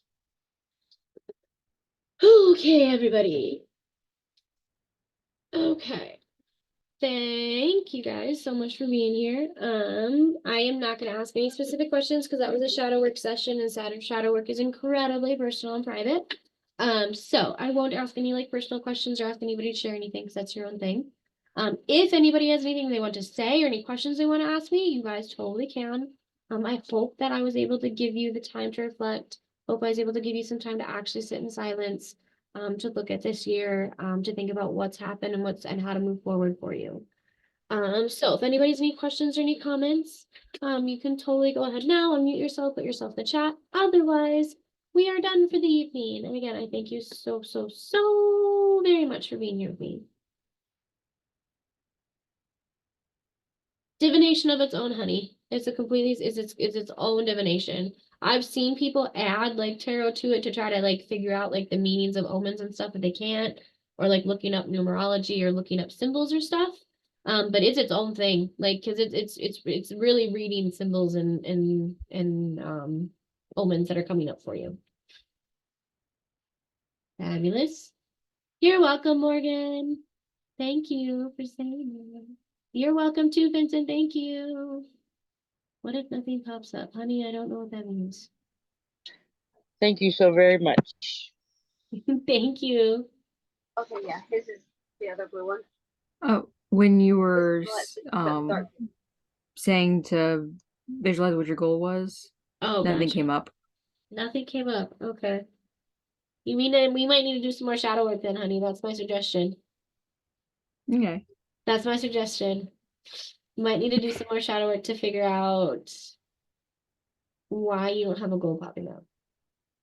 Okay. I Might need kind to of do some work with your sacred contract too. okay. Thank you. You're welcome. I hope that answers that question. I know it's probably way more vague than you probably wanted. Oh no, it's okay. That's good. I just kind of figured it was because I didn't really set any goals other than to learn at least 2 new things each week. That's That a was my great main goal. goal. That is a great goal. What do you mean no goal came up? That's a fabulous goal. Most people wouldn't even try to purposely learn one thing a week. So That was no, actually that you that had was a actually my goal. goal last year. I said this year I upped it to 2. I think that's a great goal, and that is a goal that popped up. I think that you're maybe thinking that it should have been bigger or grander than that, and I don't think it should have been. I don't think so at all. Okay. Does that help Okay, that at makes sense. Yeah, it does. Okay. Thank you. Also, great class. I loved it. Thank you. Amazing. Yeah, this is my third wheel of the year, guys. So I'm gonna make it through all 8 of them with you. So this is the third one I've done. So it's my plan to make it through all 8. So okay, thank you, Marty. Oh yay, this is your first full class in ceremony. I'm glad you could be here. I'm super, super glad you could be here. Okay, so I don't see any other questions or anything. So thank you so much for being. That's so weird. Why does it do that? Ugh, I don't like that. Okay, thank you so much for being here with me tonight, you guys. Let's see. The next time I'm teaching is Saturday, and I believe this is my working with demons class. I think this is my first one in overview. So I think that yes. And then Sunday I'm teaching a class on Santa Claus. And then next week I think I have a bunch of other classes too. So you'll have to just check your schedule. Okay, thank you guys so much for being here with me. I hope you guys have a great rest of your Yule tonight and the first day of Yule, and I hope the rest of your celebrations go great. Okay, stop recording.